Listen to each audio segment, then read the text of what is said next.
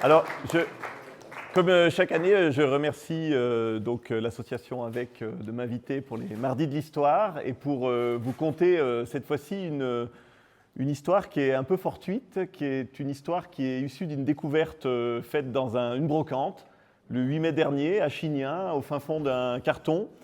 Il y avait ces vieux registres qui sont à ma droite, que vous pourrez consulter à la fin de la conférence, et qui sont les comptes de fabrication de l'usine d'aluminium de Venton entre 1937 et 1941. Et au-delà d'une période qui est déjà peu documentée, même si on a des musées sur l'histoire de l'aluminium, on a des historiens qui se sont penchés sur ces questions, c'est une période, en fait, l'avant-guerre et puis les premières années de la collaboration qui sont peu abordées par l'histoire et qui méritent ce zoom. Et la deuxième question qui s'est posée à moi directement, c'est pourquoi ces registres ont-ils été égarés des archives ? Car effectivement, je suis allé aux archives départementales de la Savoie, où il y a une grande partie des archives de l'usine de Venton qui ont été déposées, outre l'Institut pour l'histoire de l'aluminium, l'IHA. Hein.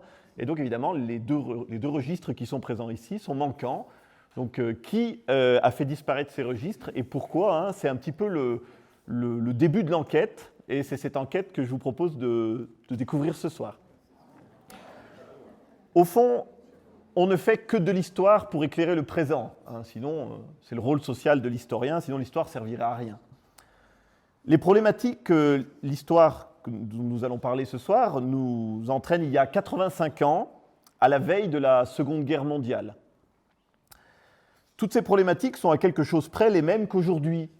Hein, si on se prend dans le jeu des comparaisons, une période qui allie à la fois la prospérité, c'est la Troisième République, et la crise, on est dans les années 30, c'est la Grande Dépression.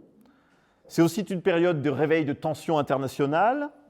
On ne vous cache pas que les nazis et les fascistes en Allemagne et en Italie ont une revanche à prendre contre la France.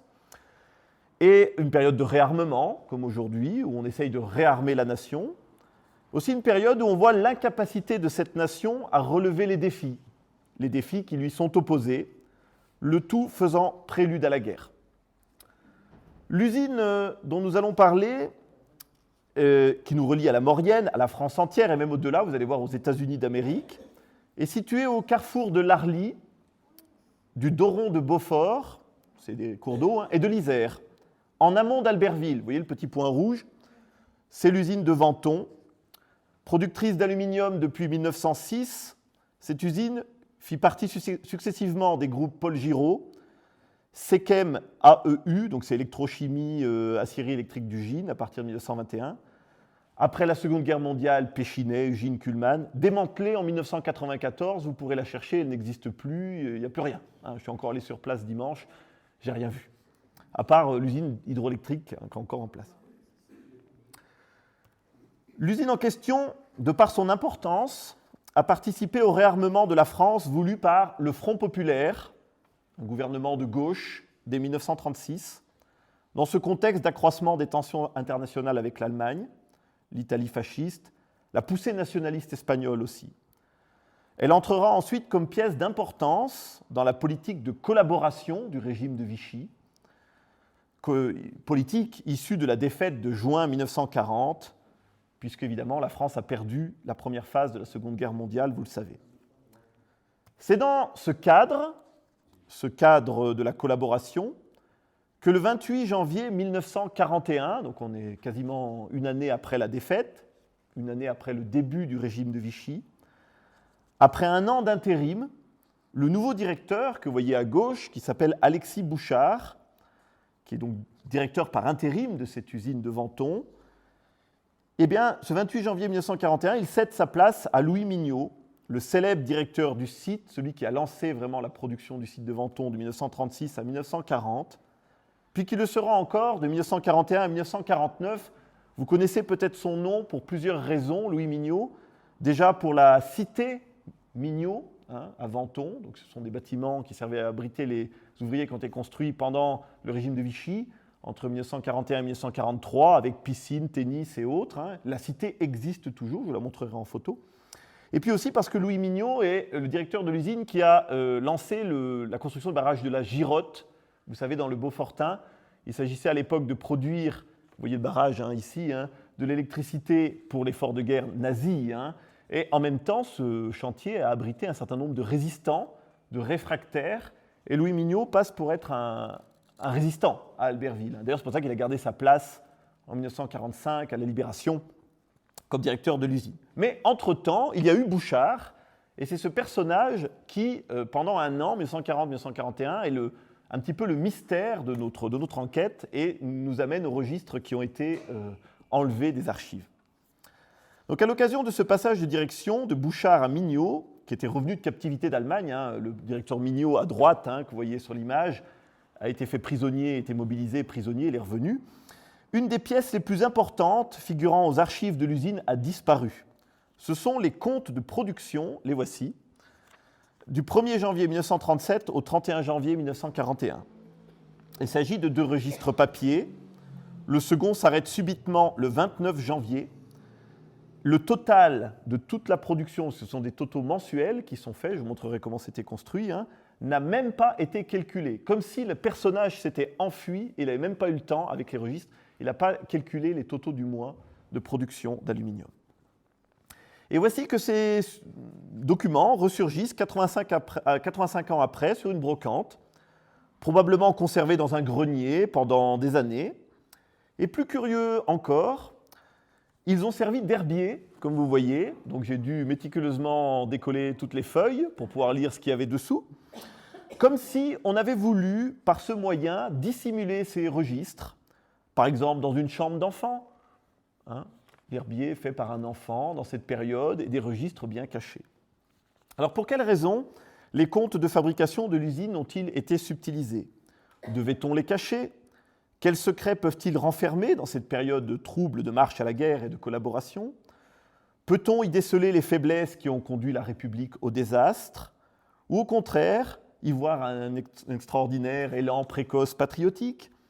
Que nous apprennent-ils des hommes et de leurs choix sur cette période? Je vous propose donc de découvrir ce soir comment fonctionnait une usine d'aluminium au seuil de la guerre, au profit de l'effort de guerre, et de résoudre par de belles hypothèses, car tout n'est pas vérifiable évidemment, les raisons pour lesquelles les comptes ont été cachés si longtemps. Et pour comprendre l'affaire, en 3 étapes, on verra d'abord les origines du site jusqu'à 1936, c'est-à-dire la période de mise en marche vraiment efficace de rentabilité de l'usine. Vantons une usine stratégique de l'effort de guerre avant la défaite, et puis la période de la collaboration qui nous amène à la disparition des registres. Mais tout est lié, vous allez voir, dans une enquête assez complexe. Alors commençons par les origines du site. Rapidement, il s'agit d'un site qui est typique de la seconde révolution industrielle. Vous savez, la fin du 19e siècle, tous ces sites alpins assis sur des chutes hydroélectriques et qui ont, à la suite d'Aristide Bergès, l'inventeur des chutes hydromécaniques puis hydroélectriques, à Domaine, dans l'Isère, tous ces sites alpins qui ont repris le modèle pour ensuite avoir de l'énergie peu coûteuse et produire en très grande quantité pour la société industrielle naissante. Donc l'usine de Vanton est un site typique de la seconde révolution industrielle. Elle est assise sur la chute hydroélectrique du Doron de Beaufort, donc c'est la vallée qui vient du Beaufortain, et elle naît en 1888 de l'industriel Armand Aubry qui souhaitait, comme l'avait fait Aristide Bergès au départ, y faire de la pâte à papier, la trituration du bois pour faire de la pâte à papier. Quand celui-ci, faute de rentabilité, déménage en 1906 à Rouen, la Société électrométallurgique du Sud-Est rachète la chute d'eau. Et de la petite usine que vous voyez à gauche, celle qui fume là, vont naître à partir de 1906 les établissements que vous voyez à droite qui constituent les usines métallurgiques. Parce que Vanton, c'était jusqu'à 4 usines différentes sur un même site, vous allez voir. Alors cette Société électrométallurgique du Sud-Est va transformer le site pour la fabrication des anodes et l'électrolyse de l'aluminium selon les procédés révolutionnaires inventés par Paul Héroult en Maurienne, Paul Héroult qui a donné son nom au lycée de Saint-Jean, et qui tombe alors dans le domaine public. 1906, c'est au moment où ça tombe dans le domaine public, donc tout le monde se met à faire de l'aluminium sur le procédé Héroult, il y a tout un tas de sociétés qui se créent. Cette société fit même construire l'usine hydroélectrique de Caige. Elle avait 42 cuves de 5000 ampères, on passe sur les détails. Hein. Mais cette usine n'était pas rentable, elle ne produisait que 30 tonnes d'aluminium par an. Et les installations furent vendues le 8 avril 1911 à la société Paul Giraud d'Ugine, qui en fit une annexe de l'usine d'Ugine elle-même. Alors Paul Giraud, qui est un industriel suisse touche-à-tout, un ingénieur hein, spécialisé dans les ferroalliages, avait racheté le site surtout pour l'électricité, hein, avoir de l'électricité. Et ça ne l'intéresse pas trop, il le loue pendant la Première Guerre mondiale à Peugeot pour fabriquer des obus, c'est l'image que vous voyez en bas, hein, ici, pendant la Grande Guerre. Et il dédiera le site en 1920 à la production de carbure de silicium, le carborundum, qui sert d'abrasif. Hein, c'est un abrasif qu'on utilisait dans les ciments pour les durcir. La petite unité de production, donc il met l'usine de carborundum à gauche, là où ça fume, hein, là où il y avait les papeteries, fonctionnera jusqu'en 1947. C'est l'usine de gauche. Alors, le problème du site restait sa dépendance aux caprices de l'eau. Le Doron est en effet tempétueux au printemps, donc on ne peut pas produire de l'électricité. Il est asséché l'été ou l'hiver. Et faute d'un réservoir régulant le débit, ça sera le barrage de la Girotte hein, qu'on construira pour réguler le débit du Doron, Paul Giraud comptait sur l'interconnexion des sites de production électrique pour produire un petit peu à cet endroit-là. Donc on commence à mettre des lignes électriques partout en Savoie. Hein. Et donc en 1921, pour ce faire, il a fusionné la société d'électrochimie qui avait le site avec les aciéries, les établissements, les aciéries d'Ugine. Et c'est la création de la CECEMAEU, la société d'électrochimie, d'électrométallurgique et des aciéries électriques d'Ugine, hein, qui regroupait un ensemble de sites qui ont fait la fortune de Paul Giraud. Et en 1926, à cet endroit-là, eh bien, on va créer la première série sérieuse de cuves d'aluminium, cuves rondes à l'époque, de 30 000 ampères, par électrolyse. Alors cette usine, elle va s'appeler l'usine de Venton numéro 1, donc c'est celle de droite que vous voyez sur la carte postale des années 20, hein, qui a été colorisée. L'usine de Venton 1, pour la distinguer de l'usine de carbure de silicium qui est à côté. Le procédé déjà ancien, hein, ces cuves, c'est ce qu'on utilisait ronde, c'est ce qu'on utilisait à Calypso, qu'on a utilisé à Saint-Jean-de-Maurienne. C'était pas rentable et ça ne résista pas à la crise économique. 1930, c'est la Grande Dépression, vous savez en Amérique, il y a la crise boursière, la crise économique. Et donc la tonne d'aluminium passe en dessous des 80 francs au lieu des 300. La série est arrêtée en 1931 et l'usine est fermée hein, à ce moment-là. Et donc pour qu'il y ait redémarrage du site, que le site intéresse à nouveau, il faut deux ingrédients. Il faut déjà que les prix de l'aluminium repartent à la hausse, donc il faut la fin de la Grande Dépression, 1935, en France, et puis il faut un élan politique. Et cet élan politique, il est donné en France par le Front populaire, donc le redémarrage avec le Front populaire qui n'est pas un industriel, hein, ce sont des hommes politiques, mais qui vont stimuler la demande. Alors bien que la décision de remettre en service la production de 1935, hein, cette remise en route est consécutive à l'action politique du Front populaire de Léon Blum, célèbre gouvernement d'alliance de gauche qui gagne les élections en avril 1936 et engage le pays sur la voie du réarmement. En effet, dans l'année 1936, les deux lurons que vous voyez là tous sourire ont formé l'axe Rome-Berlin et leur objectif est de renverser les démocraties. Alors, Mussolini est vexé, hein, après la conquête de l'Éthiopie, il a été mis au banc des nations. Et puis évidemment, les Allemands n'ont qu'une revanche à prendre sur la Première Guerre mondiale. Et donc, il faut faire produire de l'aluminium le plus vite possible, car l'aluminium, en effet, c'est le métal de la guerre. Voici une brochure de l'époque, hein, aluminium métal français de 1936. On en fait tout ce que vous voyez là, on en fait des camions, de l'automobile, des moteurs, des voitures, des avions, des trains, des bicyclettes en duralumin pour gagner le Tour de France, des mobiliers, des toitures, on fait tout. C'est le métal révolutionnaire de l'époque. Et donc, pour vous en convaincre, allez visiter le musée de l'aluminium à Saint-Michel-de-Maurienne. Hein. Il est plein de ces objets révolutionnaires de cette période-là. À l'époque, il faut savoir que la production d'aluminium était hyper concentrée. Il y avait deux sociétés, donc la société de Paul Giraud, la SECEM à Venton, et Alès-Froche-Camargue, celle qu'on avait à Saint-Jean-de-Maurienne, hein, qui régnait sur l'aluminium. Et en plus de ça, ces sociétés étaient dans un cartel, c'est-à-dire une alliance commerciale, qui s'appelait depuis 1914 l'aluminium français, et qui s'entendait pour réguler les productions, les prix. C'était quelque chose de très verrouillé, hein, par quelques sociétés industrielles qui avaient concentré. C'est l'effet de la crise aussi. Voilà. Alors ces sociétés, évidemment, elles vont intéresser l'État français, puisque face à la menace allemande, le Front populaire, par la voix de son ministre de l'Air et de l'Armement, le chambérien Pierre Cotte, vous connaissez peut-être Pierre Cotte, il est mort à Coise, Saint-Jean-Pied-Gaultier en 1971, il y a une cinquantaine d'années, décide de passer des commandes massives d'avions militaires modernisés et de métaux. Alors surtout pour les avions, puisque, j'ai mis les bicyclettes en duralumin au milieu, mais le duralumin, c'est le métal fait à partir de cuivre et d'aluminium, qui permettait de remplacer les structures en bois et en toile des avions et de les rendre beaucoup plus résistants aux tirs de l'adversaire et évidemment pour des plus longs rayons d'action. Donc cet alliage, le duralumin, permettait la construction du principal chasseur que vous voyez à l'écran, le chasseur français, qui était le Morane Saulnier 406, le premier chasseur entièrement métallique de l'histoire de l'aviation, avant que les Allemands reprennent l'idée et nous surpassent là-dedans. Pierre Cotte nationalise une grande partie des usines aéronautiques pour créer les sociétés nationales de l'aéronautique, donc la SNA, et de ce fait devient le principal client prioritaire et stratégique de l'industrie de l'aluminium. Toutefois, l'aluminium n'est pas nationalisé, on va simplement stimuler par des commandes les entreprises.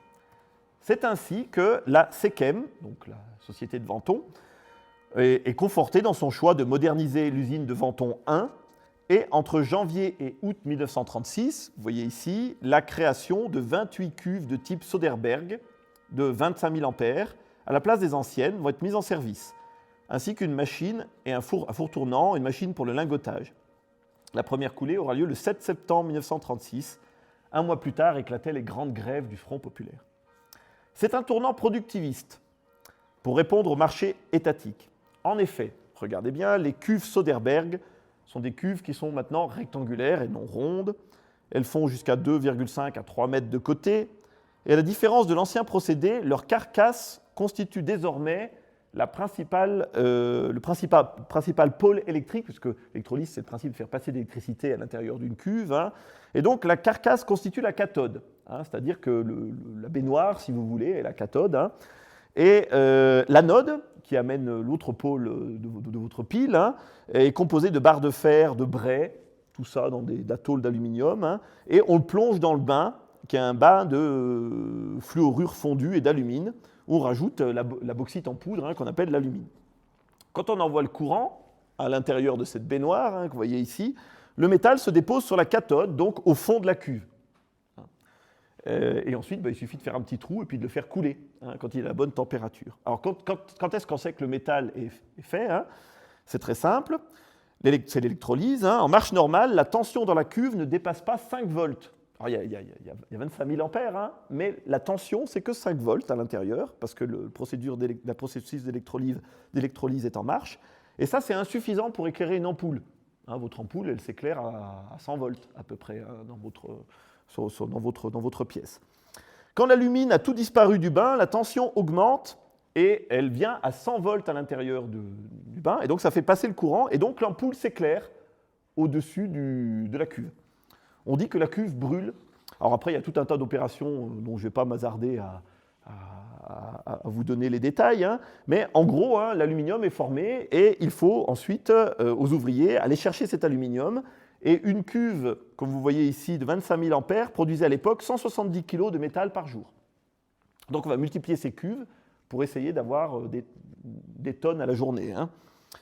On met ensuite le métal pendant 2 jours dans des mélangeurs, des décanteurs électriques, on fait varier sa pureté chimique à la demande, et on obtient, dans les comptes que vous voyez ici, alors la production de barres, la production d'équerre, ça sera pour les avions, de l'aluminium qui est de mauvaise qualité, qu'on appelle l'aluminium ferreux, donc c'est le 98%, c'est-à-dire 98% d'aluminium et 2% de métaux, dont du fer. Et puis ensuite, vous voyez 99, 99,5, 99,6, 99,7, jusqu'à 99,9, l'aluminium le plus pur, dont on se servait comme fondant en métallurgie pour renforcer la dureté des aciers. Et ça, c'est très important au moment où on va faire des plaques de blindage pour les chars, par exemple. Il faut renforcer la dureté des aciers, donc il faut mettre un petit pourcentage d'aluminium très pur dedans, et c'est le but de ces productions. Il faut 2 tonnes d'alumine pour 1 tonne de métal. Et donc, vous voyez, on peut commencer à passer avec la cuve Soderberg, surtout monter en série à des productions qui vont commencer à être des productions proprement industrielles. Alors, qui sont les premiers acheteurs de cette période qu'on voit dans les registres? Là, vous avez les totaux, puis après, vous avez les commandes sur la droite. Donc, les premiers acheteurs, quand on démarre en 1937, se trouvent face à une production qui avoisine les 125 tonnes d'aluminium par mois. Alors, on produit 125 tonnes d'aluminium, ce qui est très honorable. Et cela jusqu'au mois de novembre 1938. Alors, si je me suis amusé à regarder tous les comptes, on démarre en 1937 tout en bas, vous voyez, et on arrive en 1941 tout en haut. Et donc, tout ce que vous avez en bleu, c'est la production, en kilos. Donc, en bas, on voit 200 000 kilos, ça fait 200 tonnes, 300 tonnes, 400, 500 tonnes. Et puis, tout ce qui est en rouge, c'est l'expédition. Donc, vous n'avez pas besoin de vous lancer dans de grandes observations pour voir qu'il y a 3 périodes. Il y a avant 1938, le moment où il y aura l'effort de guerre, où on produit 125 tonnes et on en exporte environ 100 par mois. On fait beaucoup de stock. Il y a 1938 où après on va produire jusqu'à 400 tonnes par mois, jusqu'à 500 tonnes les meilleurs mois, et on va en exporter parfois plus parce qu'on va écouler le stock, parce qu'il y a de la demande. Et puis il y a la période un peu bigarrée à la fin, vous voyez là où la production ou l'exportation s'effondre, ça c'est la défaite de 1940. Et puis après il y a des choses curieuses, il y a d'énormes exportations qui sont faites, et justement il va falloir identifier où c'est parti, tout cet aluminium, qui était en fait sur le carreau, qui a été stocké et voilà, qui a complètement disparu. 3 périodes. Donc nous, là, on parle de la première et on va parler des premiers clients. Donc à partir de décembre 1937, les premiers clients sont ceux qui d'abord utilisent des lingots. Voici la fonderie de lingots de Menton. Donc ces lingots, comme je l'ai dit, sont destinés à être, ils sont spéciaux, ils font 1 kg. Alors je n'en ai pas retrouvé en photo malheureusement. Vous imaginez un petit lingot comme M. Rérol a apporté. Il faut imaginer d'un kilo d'aluminium, pour vous le montrer à la fin de la conférence, mais avec une étoile, un trou en forme d'étoile dedans. Et c'était pour mettre au bout d'une perche, une perche métallique, une perche en acier, et aller plonger ça dans les bains d'acier pour les renforcer. Donc c'était destiné à renforcer la dureté des aciers. Il y a d'autres lingots destinés ensuite au laminoir, des billettes, des plaques qui sont envoyées. Et puis, on voit apparaître à partir de 1937, le début de l'année 37, voilà, si ça a bien passé, la construction d'équerres. Donc, les équerres, vous en avez une au milieu à droite, et vous voyez à quoi ça sert? Ça sert à construire des avions. Mis bout à bout, toutes ces équerres fabriquent une carcasse d'avion en aluminium ou en duralumin. Et dessous, vous avez le bloc 152, donc, qui était le principal avion qui était construit avec les équerres d'Ugine, qui était construit donc, dans des ateliers, soit qui étaient à Toulouse, soit ces ateliers étaient dans la région parisienne. Alors, tous ces équerres étaient en duralumin, un alliage très résistant, et on faisait toutes les nervures d'ailes avec. Alors, les commandes de l'aviation militaire s'observent dans les faits parce que la part d'aluminium courant pour faire ces équerres, vous voyez, là je me suis amusé à calculer selon la production en total, vous avez la part, en pourcentage, la part de l'aluminium courant. Je m'aperçois qu'il y a une petite faute sur le côté, c'est pas 1,5, mais c'est 15, 20, 25%. La part d'aluminium du courant varie, et puis donc on est dans les années 30 et on voit qu'elle est assez importante, donc c'est les petits pics que vous avez sur la gauche. Puis on voit la fabrication de viroles. Donc ces viroles, elles servent dans de nombreuses pièces, soit liées aux soldats, soit liées au câblage à l'intérieur des avions. Vous avez des viroles pour les câbles, en bas à gauche. Vous avez aussi des viroles en aluminium qui sont utilisées pour les grenades, ou encore pour les cantines, les gourdes.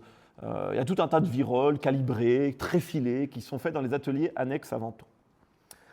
Alors suivant les expéditions, où est-ce que ça va tout ça? Le client principal, ce sont les laminoirs de l'ESCO, que vous avez en haut à droite, donc qui sont situés en Belgique. Les blocs de métaux bruts sont transformés en tôle, en panneaux, en profilés, pour l'emboutissage. Ça, c'est le client principal, même avant les commandes militaires. Mais il y a des commandes militaires dans les laminoirs de l'ESCO. On voit aussi partir le 30 juillet 1938 20 tonnes de barres pour les tréfileries et laminoirs du Havre, donc les TLH, donc une entreprise à l'époque très célèbre, dont vous avez une action en haut à gauche, un fleuron de l'industrie métallurgique français de 1883, qui transformait le cuivre, le laiton, l'acier, l'aluminium, et qui fabriquait des câbles non ferreux pour la marine et les avions. fait des câbles légers. Outre les autres ateliers un peu artisanaux, comme ceux de Livry ou de la rue Barrault à Paris, ce qui rappelle la faiblesse de la grande industrie de la Troisième République. Il faut savoir que la France était un pays de petites unités de production, encore pendant la Seconde Guerre mondiale, c'était le cas. On voit figurer des commandes d'usines sœurs ou concurrentes. Alors si on regarde, par exemple, on a les usines de Lannemezan, qui viennent d'ouvrir en juillet 1938 et qui appartiennent à la SECEM. Alors pourquoi est allé ouvrir des usines à Lannemezan ? Parce qu'en 1938, le gouvernement a dit des usines d'aluminium dans les Alpes, c'est trop proche de l'Italie, et donc il va falloir ouvrir des usines d'aluminium très loin du front pour éviter les bombardements, en prévision de la guerre. Donc on a ouvert cette usine. Elle avait besoin à l'époque de billettes et de lingots pour démarrer, les fondre en fait à l'intérieur de ces fours, démarrer et équilibrer ces fours. On parle de faire les fonds de cuve dans ce genre de choses. D'autres expéditions sont faites vers l'usine de Prémont en Maurienne. Alors ça semble bizarre, mais ils s'envoient de l'aluminium entre usines. Qui, outre les chlorates, il faut savoir, cette usine produisait de l'aluminium sur procédé Héroux.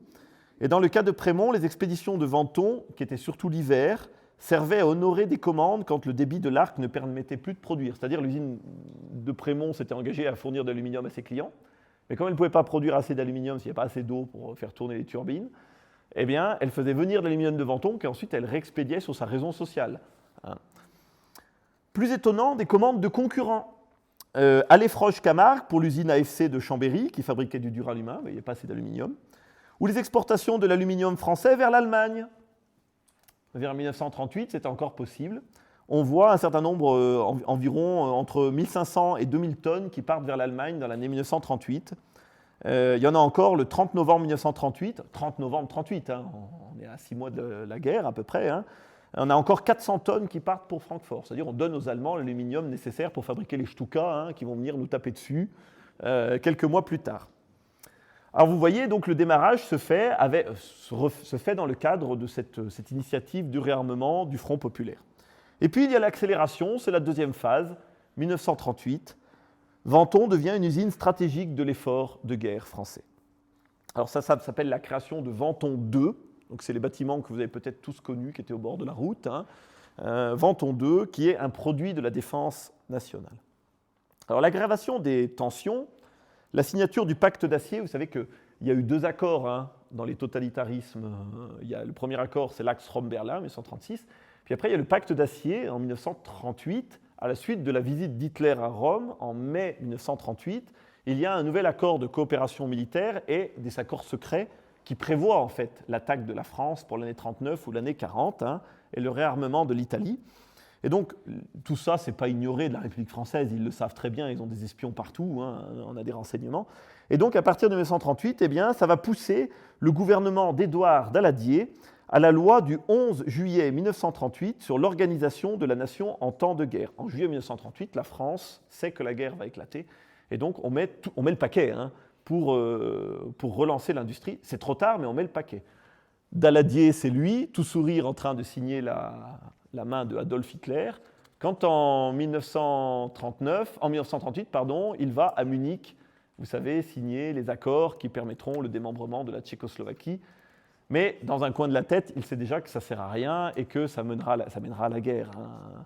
Vous connaissez bien la réaction, selon ce qu'a dit Sartre, qui était du voyage, puisque Sartre faisait partie du voyage à Munich.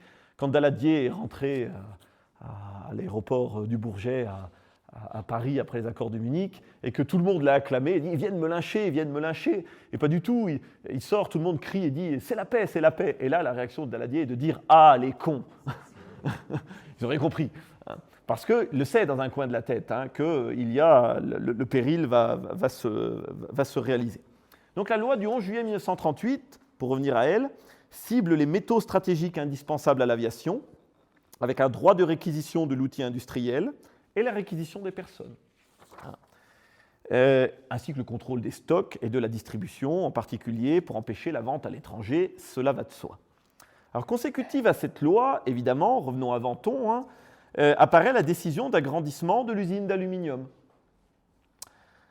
par la construction d'une nouvelle halle, un nouveau hangar que vous voyez. Alors, il y a une petite triche ici, parce que la photo est de 1949, elle n'est pas tout à fait de la période de la guerre, mais ça donne une idée de ce que ça pouvait représenter, même si les cuves étaient un petit peu plus complexes. Ça, c'est les cuves de cette période-là. Cette nouvelle halle est parallèle à l'Arly, elle s'appelle donc Venton 2, et elle est composée de 52 cuves Soderberg qui pouvaient produire 3000 tonnes par an supplémentaires. En voici le plan. Donc vous voyez Venton 1 à gauche, c'est le petit atelier, hein, et Venton 2, c'est l'immense hall avec toutes les cuves qui sont dessinées, alignées comme des petits pains, hein, les uns à la suite des autres. Pour stocker l'aluminium, sont construits de grands magasins, ainsi qu'un réservoir de 360 mètres cubes pour l'eau sur le canal l'Allier, qui est juste à côté, une sous-station électrique avec 3 redresseurs mutateurs pour faire du courant continu pour ces cuves, parce qu'on passe de l'alternatif au continu, un nouveau four mélangeur de 15 tonnes. Les ateliers annexes sont dotés de machines-outils. Tout ce que vous voyez dans la partie haute du plan, hein, ce sont des ateliers qui permettaient de produire des équerres et d'usiner. Ce qui est très intéressant d'usiner sur place, parce qu'on va reprendre tous les déchets qu'on va refondre. Donc dans les comptes, on a la refonte de tous ces déchets. Venton 2 est inauguré le 25 octobre 1938. La première coulée, ce n'est pas l'inauguration, je me suis trompé, c'est la première coulée, 25 octobre 1938, donc vous voyez, c'est vraiment consécutif à l'accélération des productions. C'est aussi à cette époque que l'on commence à documenter scientifiquement les impacts des fumées de l'usine, sur la fluorose en particulier, qui est la maladie des bestiaux atteints par le fluor et dégagé dans l'air. Et donc, on va créer les premiers filtres d'épuration. Là, vous avez les filtres de type Oski qui vont être installés sur les cheminées. Bon, ça, c'est une petite anecdote, mais voilà. Le 3 février 1939, il y aura l'inauguration officielle avec la présence de l'armée, qui est effectuée par le conseil aussi d'administration avec M. Panvin, Mathieu, Gall, Perrin, Lamy, Barbier, le directeur Mignot, qui va bientôt laisser sa place parce qu'il va être mobilisé comme officier, et de nombreuses personnalités de l'électrochimie. Le chantier aura coûté 4,5 millions de francs or hein, à l'époque. Hein. Donc pour vous dire, l'équipement de pointe, on parle d'équipement de pointe, des technologies de pointe. Alors anecdotique mais amusant, on possède le menu de fête signé des administrateurs et des ouvriers présents. Hein. Alors vous voyez que ce jour-là, donc il y avait de la truite de l'Arly, il y avait du poulet façon indienne, des fromages locaux assortis, enfin il y avait une salade américaine, enfin il y avait de tout. Hein, le menu était mondial pour l'époque. Avec la déclaration de guerre, le décret du 1er septembre 1939 suspend les cartels de l'aluminium. L'État contrôle totalement les stocks et le ministère de l'Armement subordonne la production des usines, avec au ministère Raoul Dautry. La priorité absolue étant alors la construction d'avions de guerre. Et c'est pour ça qu'on va passer à la deuxième phase de production. Donc, je vais montrer dans le graphique, hein, on remonte du bas vers le haut toujours. Et vous voyez qu'à partir de décembre 1938, mise en route de Venton 2. Et donc on a les 400 tonnes à 500 tonnes produits par mois. Hein, ce qui veut dire 3 fois la production de l'usine de Venton 1 des années 1936. Il faut savoir qu'il y aura 54 cuves en 1938, 88 en 1940, 114 en 1942, dans un beau effort collaborationniste. Le 15 novembre 1939, on met ainsi en service l'extension du hall de Venton 2, ça sera Venton 3, cette fois-ci, hein, que vous voyez à l'écran, avec un four mélangeur dit Gotachi. Mais la multiplication des cuves ne peut pas être indéfinie. Il y a de nombreux incidents sur les mutateurs électriques qui abaissent la production. Ça disjoncte, en gros, hein, faut imaginer, parce que toutes ces cuves sont montées en série. Et il manque de l'énergie. Les cuves de Venton 1 sont trop anciennes. Elles sont donc arrêtées en février 1940. Et comme on ne sait pas quoi faire du vieux matériel, ben on envoie tout ça dans une vieille usine. On a tout envoyé ça à Prémont, hein, en Maurienne. Et puis, limitant la production, il y a le manque de main-d'œuvre dans cette période, qui est vraiment problématique. Malgré le statut d'affecté spécial, de nombreux ouvriers ont été mobilisés. Ils sont très nombreux à être mobilisés, dont le directeur Mignot lui-même, je vous l'ai dit, hein, remplacé par Chalamont, puis par Alexis Bouchard, directeur par intérim. L'usine emploie une communauté grandissante de 210 ouvriers. C'est pour ça qu'il va falloir construire des cités pendant la Seconde Guerre mondiale pour les loger. Et puis, comme il n'y a pas assez de main-d'œuvre, on va recourir au CTE. Donc le CTE, ce sont les compagnies de travailleurs étrangers. Là, vous les voyez en train de construire la route du col de la Madeleine, sur l'image. Ce sont des réfugiés républicains espagnols qui sont en grande partie stockés à Albertville et qui vont être employés aux basses œuvres de l'usine, c'est-à-dire on les envoie dans les crassiers, à piquer les cuves, à récupérer les boulettes d'aluminium pour ensuite les refondre. Donc tout le sale boulot leur était confié. La difficulté semble être aussi l'exportation vers les clients dans cette période, parce qu'on produit trop. et la voie ferrée n'est pas adaptée. Vous voyez, la République a tout fait pour produire, mais elle n'a rien prévu pour exporter. Donc la demande est importante, mais on constate que les stocks augmentent, peut-être par manque de solutions de transport. Par exemple, en novembre 1939, il y a plus de 63 000 équerres en stock. Il y a un problème, hein. Novembre 1939, on devrait produire à plein régime les avions, donc les équerres sont sur le carreau pour produire. Puis le stock va disparaître progressivement, mais il faudra 3 mois pour l'écouler. Donc on sent qu'il n'y a pas de train, en fait, qui permettent dans le registre, qui permettent d'écouler tout ça. Les clients, sur cette période, commencent à changer. Alors, on était d'un catalogue de 20 clients, maintenant on va passer à 80 dans les registres. Donc les clients, vous voyez, ils sont tous sur la gauche à chaque fois qu'on exporte. Vous voyez, elle est sortie, en haut à gauche, c'est marqué. Et puis, il y a en kilos le nombre de tonnes d'aluminium, enfin de kilos, donc en tonnes. Il suffit de pousser la virgule vers la gauche de 3 rangs. Donc, on a, par exemple, 199 tonnes ou 217 tonnes qui partent à Brno, à Orléans. Ce sont des aciéries qui vont utiliser l'aluminium. Alors, je ne vais pas tout vous faire, mais je vais vous donner les expéditions les plus notables. Les lots les plus intéressants partent d'abord aux États-Unis. Alors, vous allez me dire, mais ils sont fous.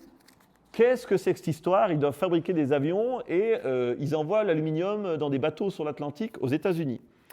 En fait, la République française n'a pas l'outil industriel pour produire suffisamment d'avions. Et on a passé des commandes d'avions, donc des P-40 Curtiss, aux États-Unis.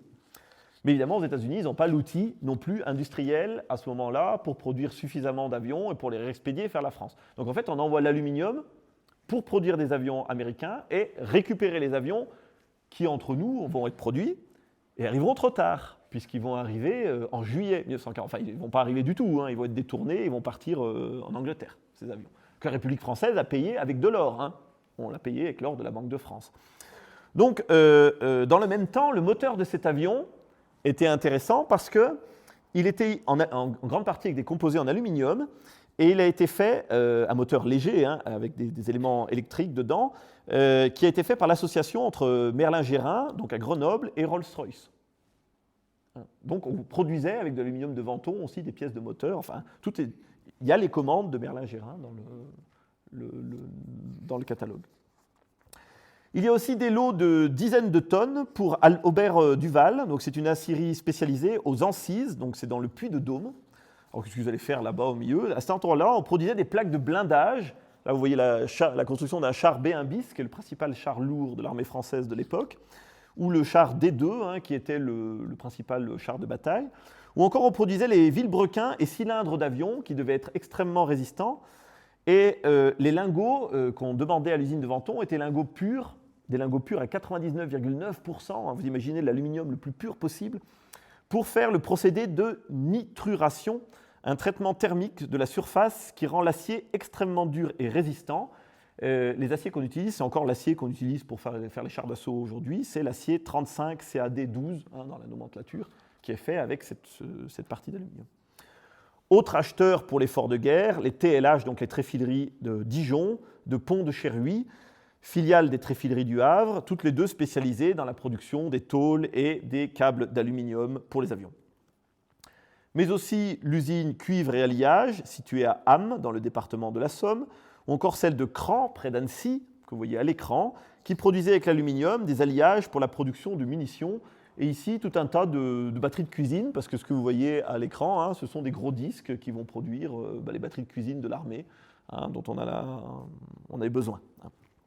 Il y a aussi l'usine Duralumin de Couzon, située à Rive-de-Gier, dans le Loir, celle de Castel-Sarrazin, qui fabriquait le duralumin pour les avions.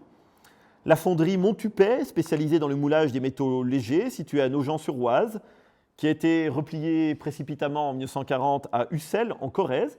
Et c'est l'une des rares fonderies d'aluminium qui existent encore dans notre pays, puisqu'actuellement c'est Constellium. Et Constellium, c'est l'usine qui fabrique les pièces d'Airbus. Vous avez tous voyagé dans des Airbus, donc vous avez voyagé pas avec de l'aluminium de Venton, mais avec une usine qui a démarré grâce à l'aluminium de Venton.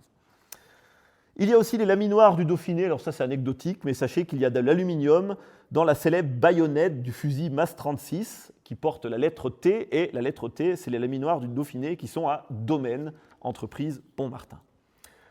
Je ne vais pas m'attarder là-dessus parce qu'il y en a des quantités astronomiques. Plus généralement, à partir de mars 1940, avec la montée en puissance de l'industrie de guerre, les commandes vont partout, vers les grands industriels en général. On a Peugeot à Montbéliard, Citroën à Clichy, Renault à Billancourt. Là, j'ai entouré, vous voyez, Citroën à Clichy. Ce qui montre que la reconversion de l'industrie civile, on produisait des batteries de cuisine ou des voitures, hein, en industrie militaire a été dans notre pays laborieuse. Quand on envoie tout ça, on est en mai 1940. On est à 1 mois de la guerre. C'est trop tard. C'est largement trop tard. Il aura fallu plus de 6 mois pour que les commandes d'aluminium indispensables pour les fusées d'obus arrivent à Venton et repartent de l'autre côté. Donc en gros, Venton a eu les commandes pour la production des obus chez Peugeot, etc. en mai, et on a envoyé fin juin, voire début juillet, mais c'est trop tard. Hein. La défaite a eu lieu en juin 40. C'est trop tard. Donc l'outil n'était pas en place. Hein. Incapacité politique de l'époque de la Troisième République de préparer la chose. Alors qu'ils le savaient, ils avaient du temps. Hein. Mais ils ont tardé jusqu'au dernier moment et c'était trop tard. Donc quand la guerre va éclater en mai 1940, la production mensuelle n'excédera pas les 488 tonnes par mois. Si on revient à nos graphiques, hein, ça ne dépasse pas, on est dans le haut du graphique, vous voyez, on est 1 juin 40, donc dans la partie haute, avec d'importants taux d'échec. On n'a jamais vu autant de coulées ratées. 61 tonnes de refonte au mois de mai 1940, ce qui prouve qu'on a essayé de faire du métal à tout prix avec n'importe quoi, comme des coulures, des chutes d'usinage qui n'étaient peut-être pas forcément nettoyées, des viroles ratées, toujours plus nombreuses dans les comptes. On sent la panique dans le compte, si vous voulez. Cela signifie qu'au moment déjà trop tardif de la mobilisation militaire, la capacité de production d'aluminium était sous tension et incapable de fournir les commandes. En janvier 1940, on compte plus de 18 sociétés qui réclament de l'aluminium en Venton et en 20.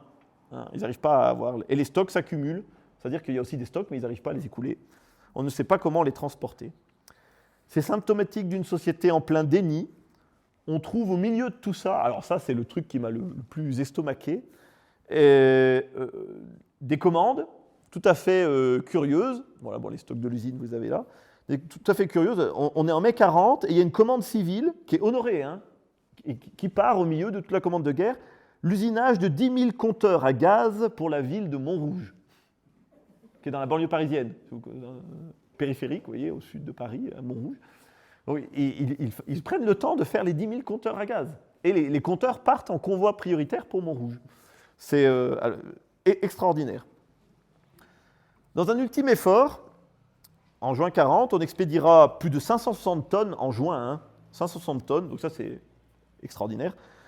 Plus que la production mensuelle, c'est le moment où vous voyez, là où il y a la flèche, juste au-dessus de la flèche, pardon, on voit un endroit où le trait rouge est un peu plus long que le trait bleu, donc on exporte plus que ce qu'on a produit dans le mois. Sauf qu'évidemment, tout ce qu'on exportait, c'est bloqué par la guerre, puisque les Allemands sont allés très vite, ils sont arrivés sur la Loire début juin 1940. Et donc, les 21 et 22 juin, les cuves sont arrêtées, une grande partie de l'aluminium qui est expédié commence à revenir en gare de triage d'Albertville. Donc, c'est ce qui est marqué là sur la note. Tous ces chiffres ici ont été rectifiés par suite de la rentrée des wagons dans gare d'Albertville. Et puis ensuite, on voit de toute manière que les stocks vont exploser. Parce que si je reviens en arrière, quand on arrive à la fin de l'année 1940, donc entre la chute de la République et le début du régime de Vichy, le trait est énorme. Il y a plus de 1500 tonnes sur le carreau qui sont stockées. Je ne sais pas où ils devaient le mettre. Il devait y en avoir partout à l'intérieur de l'usine qui attendent.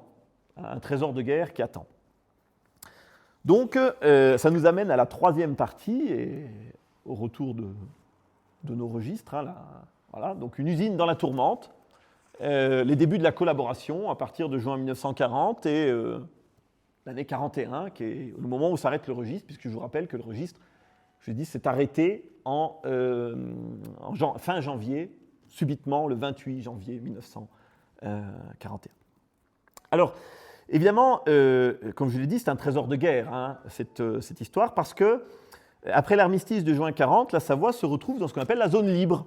Vous voyez, la France est coupée en deux, donc l'armée allemande occupe la zone nord, et la zone libre est laissée à l'État français, à un gouvernement français qui est en train de se dessiner comme un gouvernement autoritaire et de collaboration, celui du maréchal Pétain.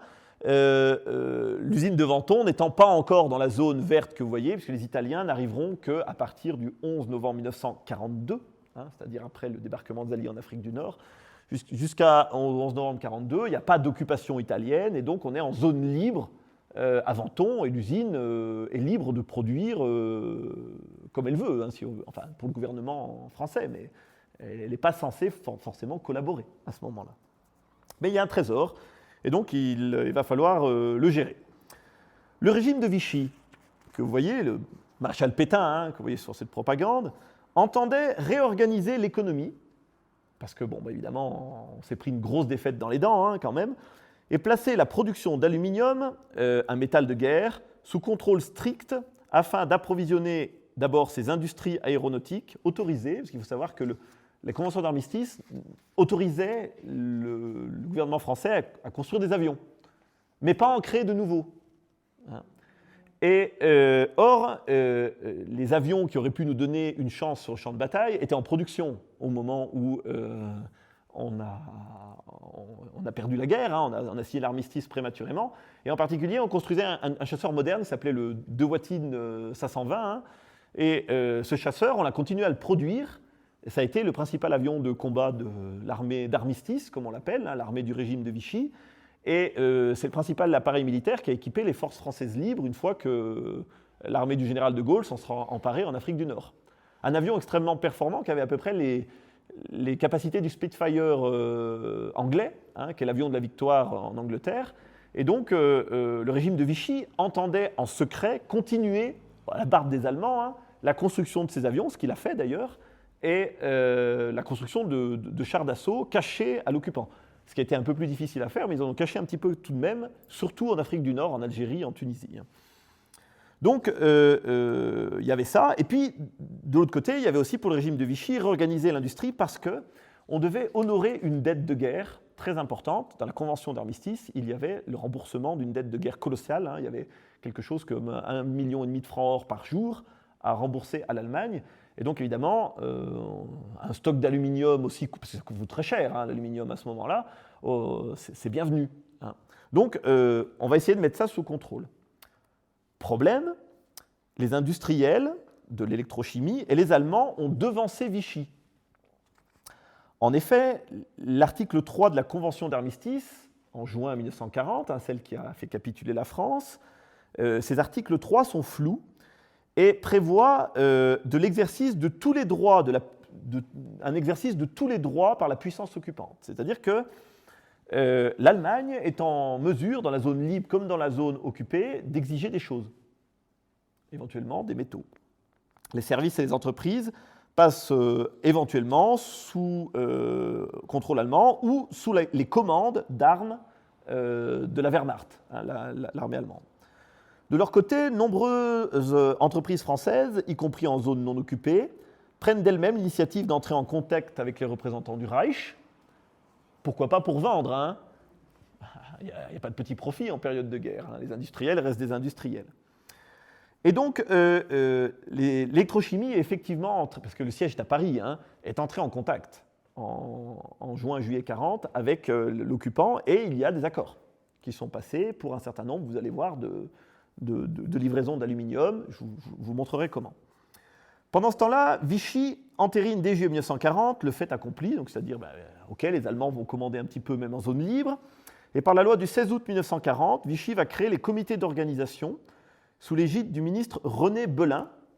Alors, vous ne connaissez peut-être pas ce monsieur, mais bon, pour tout syndicaliste, c'est le renégat absolu, membre de la CGT, un grand cégétiste dans les années 30, membre du Front populaire, et ensuite qui est passé dans la plus pure collaboration avec les nazis. René Belin, que vous voyez ici, a supprimé les syndicats en France et les a réorganisés de manière à recenser les matières premières, rationner et répartir les ressources entre les usines, céder la direction à des technocrates favorables au régime de Vichy, tous issus de la grande bourgeoisie, et le tout en supprimant toute forme d'opposition.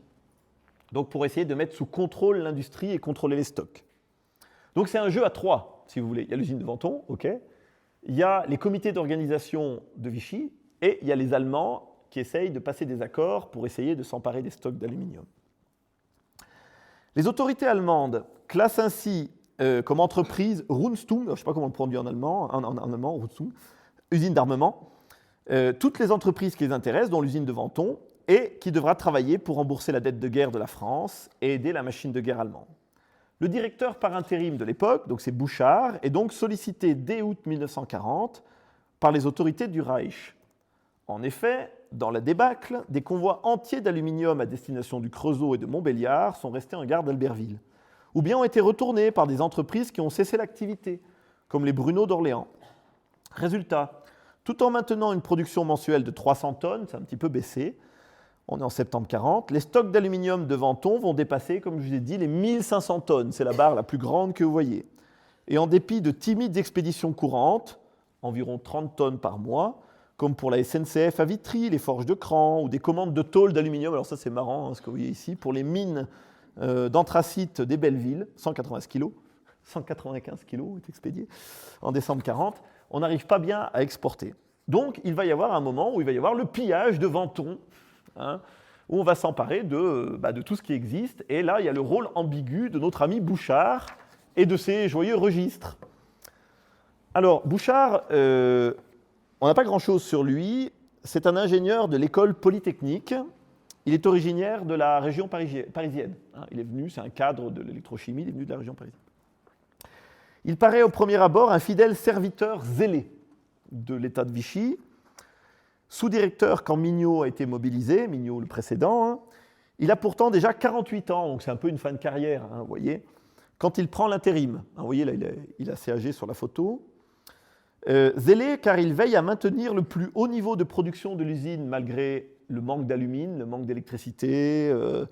Il est parvenu par tous les expédients à réparer les mutateurs électriques en septembre 1940. Alors on voit des commandes d'huile pour remettre à l'intérieur des transformateurs, surtout à des usines de Maurienne qui les produisent dans le secteur de la chambre. Enfin, c'est la panique. Il essaye de tout faire pour remettre en route au plus vite la production. Et pour vous montrer qu'il était zélé, il limite la situation à la fermeture seulement de 8 cuves. Seulement 8 cuves. Alors on peut se poser la question, on ne peut pas parler de résistance dans cette période.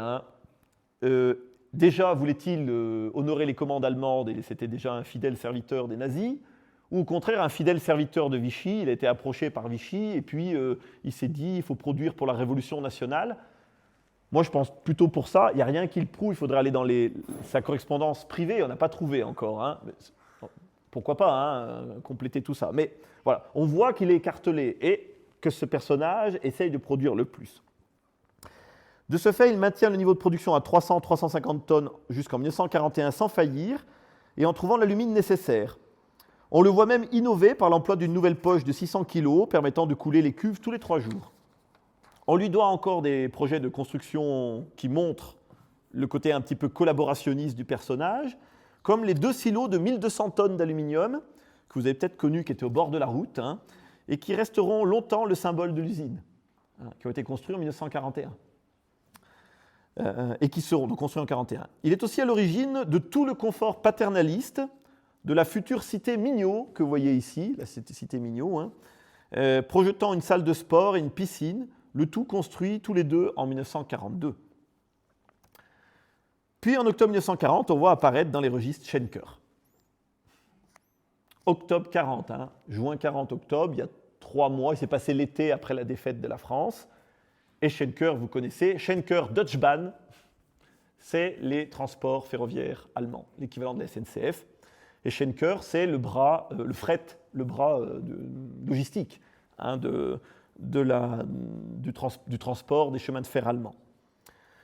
Donc Schenker Deutsche Bahn, ça existe encore aujourd'hui. C'est l'un des plus grands prestataires de services logistiques au monde. Si vous voulez envoyer de l'aluminium aujourd'hui en Indonésie ou en Chine, vous pouvez, ou l'inverse. Et c'est le bras logistique de l'Allemagne nazie. Schenker va rafler au mois d'octobre 1940 815 tonnes d'aluminium en un mois, provenant de Venton. Alors, soit la moitié du stock qui était présent à ce moment-là, sans compter la production. Un défi technique que même la SNCF n'aurait pas pu relever. Mais vous voyez la qualité allemande quand même. Bon, ils avaient les convois prioritaires, etc., sans problème. Et les trains à disposition, et la collaboration de la SNCF, sans problème pour ça. Donc en octobre 1940, l'Allemagne nazie, en effet, était engagée dans la bataille d'Angleterre, octobre 40, et avait besoin massif de matières premières pour construire des avions, pour la Luftwaffe. Donc la Luftwaffe, l'aviation de guerre allemande. Les stocks deviennent donc une cible prioritaire. En s'appuyant sur des filiales ou des accords forcés avec des transporteurs français, Schenker contrôle tous les contrôles apparents du régime de Vichy pour drainer, voire piller les ressources de la zone sud. Donc, dans les lignes de compte, il y a du Schenker partout. 35, 115, 60. Et ça part tous les jours. Hein. Vous voyez, ça, c'est des lignes tous les jours. Il y a 115, 65 tonnes qui partent. C'est un train, hein, en fait, qui part à chaque fois. Et là, ça devient intéressant. Au milieu de tout ça, l'entreprise va travailler avec des investisseurs du marché noir. Parce que Schenker n'a pas l'argent pour acheter forcément l'aluminium. Parce que quand même, on l'achète, l'aluminium. Et donc, elle travaille main dans la main avec ce qu'on appelle des bureaux d'achat allemands qui sont situés à l'hôtel Lutetia, le tristement célèbre hôtel Lutetia, où il y a eu les Gestapo à Paris, hein, si vous connaissez. Et dans l'hôtel Lutetia, il y a une partie bureau d'achat qu'on appelle le bureau Otto, parce qu'il était dirigé par un Allemand qui s'appelait Otto, voilà, ici, Otto Brahl. Et ce personnage, au début de la guerre, est très cynique. Hein.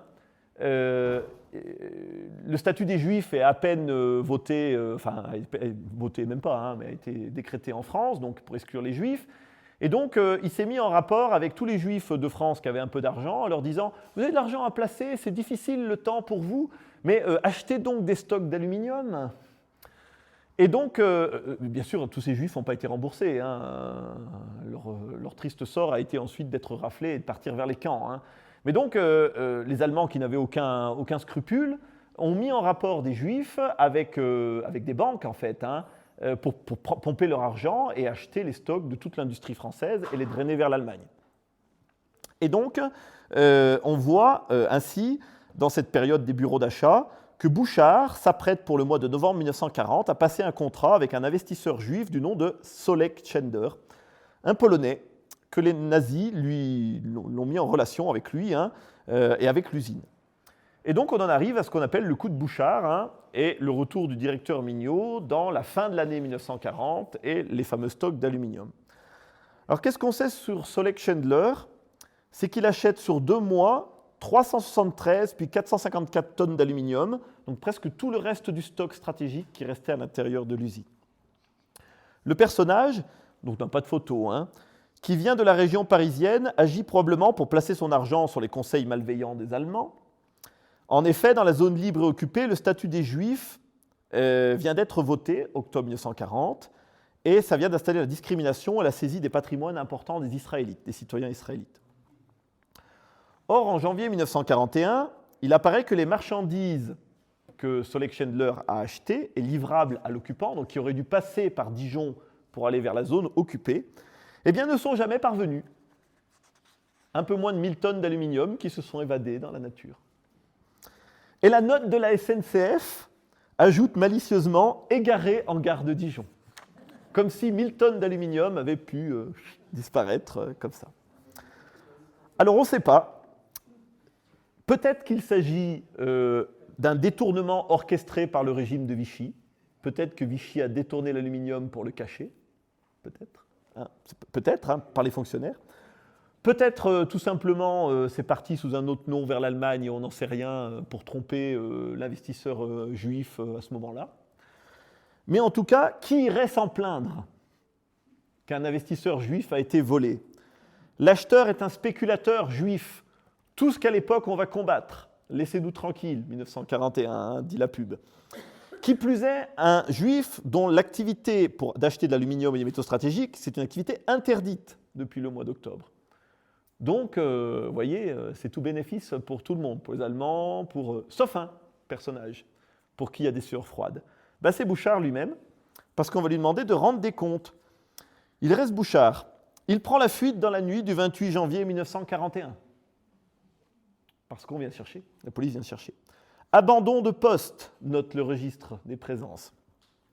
Signé ensuite du nom de Chalamon, son adjoint, qui devient directeur intérimaire jusqu'en juin 1941, le retour de Mignot. Alors c'est certainement cette nuit-là que les registres disparaissent avec les noms des acheteurs et les quantités. À cette date, après Chalamont, hein, le directeur Mignot, ingénieur des mines, reviendra de captivité d'Allemagne et reprendra la direction avec l'assentiment du régime de Vichy. Voici Mignot, très jeune, hein, tout en œuvrant pour la productivité de son usine et en organisant la cache clandestine de réfractaires à la girotte et peut-être les futurs sabotages de l'usine, puisqu'il a mené un double jeu, hein, notre ami Mignot. On ne trouve aucune trace de Bouchard à part son décès en 1949, après-guerre. Mignot meurt prématurément le 5 novembre 1951 à Paris, à l'âge de 43 ans seulement. Il a été directeur de l'usine jusqu'en 1949. Alors, qui de Bouchard ou de Mignot a-t-il fait disparaître le registre? Est-ce que c'est Bouchard en allant se cacher? Est-ce que c'est Mignot ou Chalamont, son adjoint, pour protéger Bouchard, qui les ont mis de côté? Peut-être.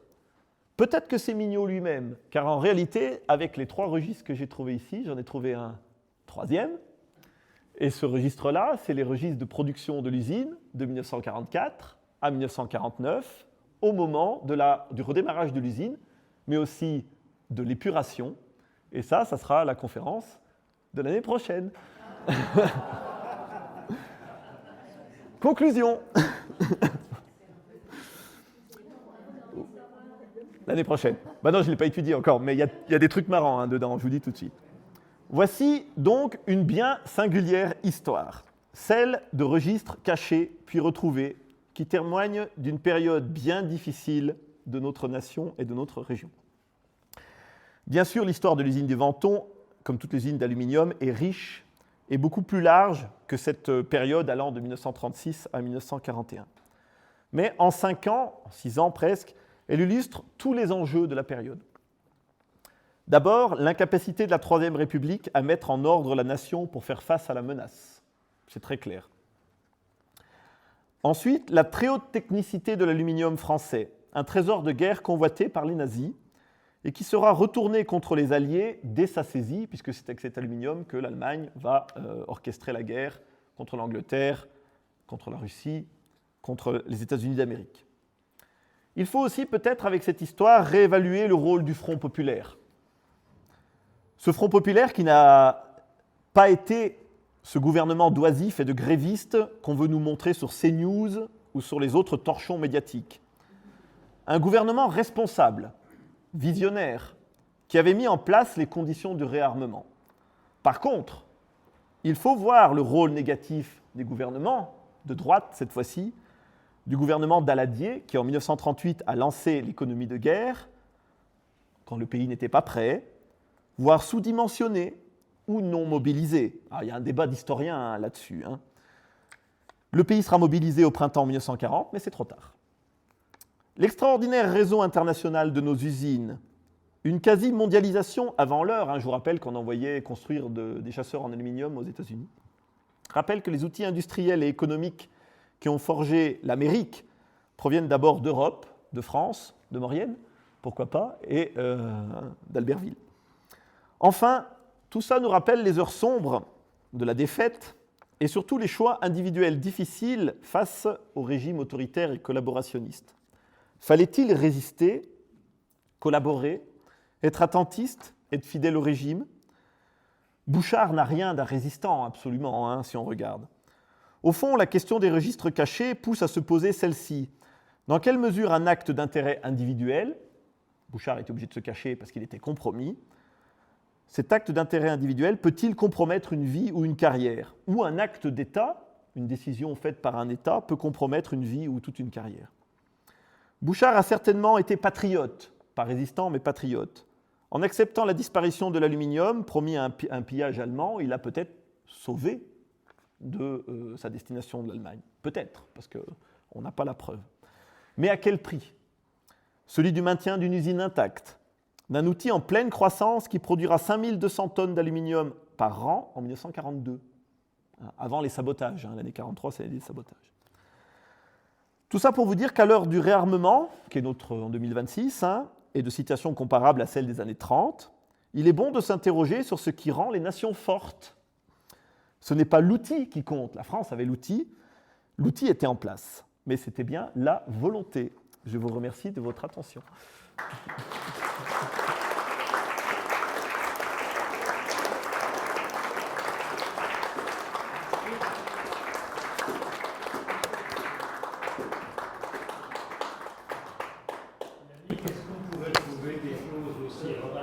peu croustillante à propos de l'usine de Saint-Jean. Est-ce qu'il y aurait des indices qui nous disent qu'il y a eu des affaires comme ça? Dans l'usine de Saint-Jean, il faut savoir que toutes les archives ont été envoyées à l'IHA, les archives départementales. Alors voilà, il est probable qu'il existe des comptes de production, et que probablement les stocks d'aluminium ont intéressé les Allemands. Mais évidemment, je ne me suis pas intéressé à ces questions-là, donc je ne peux pas répondre par l'affirmative. Il est probable que la situation soit à peu près la même. À ce moment-là. En plus, l'usine de Saint-Jean, le directeur s'est fait torcher, il a reçu Pétain à l'usine, et on voit des photos où il visite Saint-Jean avec des piles d'aluminium de tous les côtés. C'est comme ça. Comme ça. Et l'usine de Venton, elle a fermé en 1994, mais elle avait toujours le même bâtiment, elle avait les mêmes silos d'alumine, et pour donner une idée, elle a terminé en 1994, elle fabriquait 40 000 tonnes d'aluminium. Pour donner une idée, l'usine de Saint-Jean fait 140 000 tonnes. Mais c'était les usines de Prémont, de Venton et l'usine d'alumine de La Barrasse appartenaient au groupe Ugine, qui était concurrent d'Aluminium Ugine à l'époque. Et à la fusion de PUK en 1971, ils ont fusionné ensemble. Ils ont fusionné. Et tu parlais de l'aluminium français qui faisait un peu la pluie et le beau temps. À Maurienne, quand Louis Renault a acheté la chute de Valmunier et la centrale de la Nevache, il voulait faire une usine d'aluminium. Mais l'aluminium français lui a proposé des prix très bas pour qu'il ne fasse pas l'usine. Il ne fasse pas l'usine. Donc oui, pour répondre à la question, la situation devait être tout à fait comparable. De toute manière, toute l'industrie française a été plus ou moins mise en coupe réglée. Là, ce qui est intéressant, c'est vraiment qu'on a le nom de l'homme de paille qui a acheté l'aluminium. Et même si on ne sait pas vraiment où ça s'est égaré, on voit les magouilles. Dans une période très incertaine où le contrôle étatique en zone libre est difficile.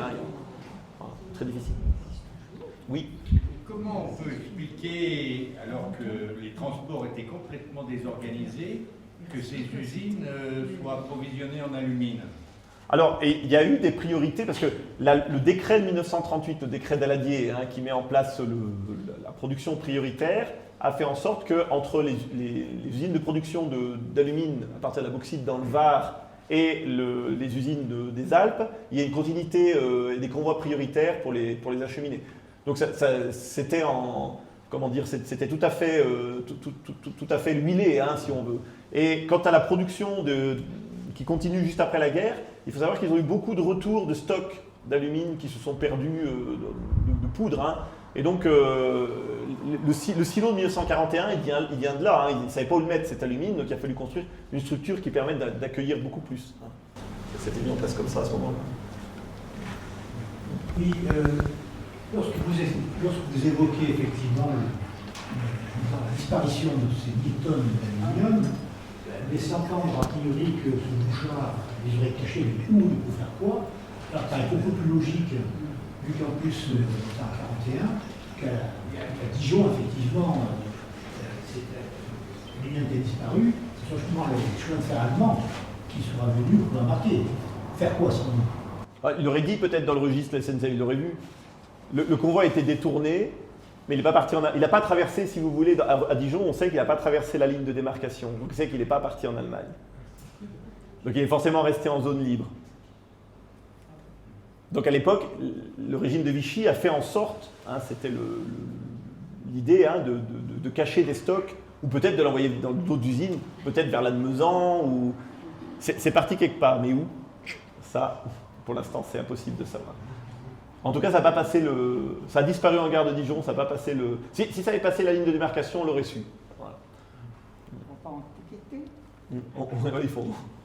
Mais j'ai pas trouvé la trace. J'ai cherché un peu partout, j'ai pas trouvé la trace de ce qui est devenu le convoi. En plus, il n'est pas numéroté, donc on ne sait pas. C'est sur les autres usines qui fabriquaient l'aluminium, comme en Maurienne, on a des registres comparables. Alors l'équivalent, je pense sous l'autorité de M. Hérol, mais... C'est aux archives départementales. Voilà. C'était remis quand le Trimé a repris l'usine, là, toutes les archives ont été triées et sont parties soit à l'IHA, soit aux archives départementales. Mais ce qui me surprend, c'est que quand Venton a fermé, j'avais un collègue qui travaillait longtemps, il a pris toutes les archives et les a amenées aux archives départementales. Donc, Et il manque que ces registres-là dans la il série. manque que ces registres, il a tout le monde envoyé là-bas. Il y avait même 2 maquettes de cuves, une cuve Sodenberg et une cuve Rampe de Prémont, qu'il a remis à l'usine de Saint-Jean. Il manque juste la série 30, 37, 49. Qu'il faudra replacer. Je pense que je vais les donner après pour la replacer dans la série, une fois que j'aurai terminé de travailler dessus.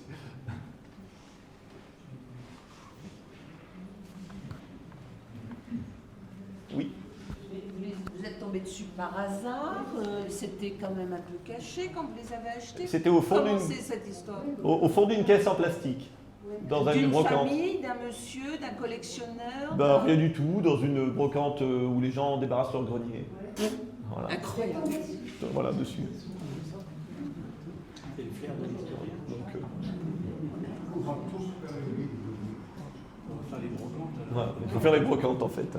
Bon, celle-là est à côté de chez moi, donc j'ai eu la main heureuse. Et l'usine de Venton, l'usine de Venton, elle a été arrêtée quand? 94, 84, en même temps que oui, toutes les... que toutes les autres. Ah bon? Parce que je disais, on va la visiter, mais non. Non, il n'y a plus rien. L'usine de Venton, enfin, en 94, et l'usine de Venton avait des spécialités, c'est les étoiles de Venton. C'est un genre d'étoiles en lingots, c'était envoyé à l'usine du gîte, ça permettait de les envoyer à la main dans les fours, où ça s'était percé au milieu, on les mettait sur une tringle, et avec un chariot automoteur, on les mettait dans les fours. C'était spécial. Parce qu'ils étaient très proches du gîte, parce que c'était les mêmes maisons.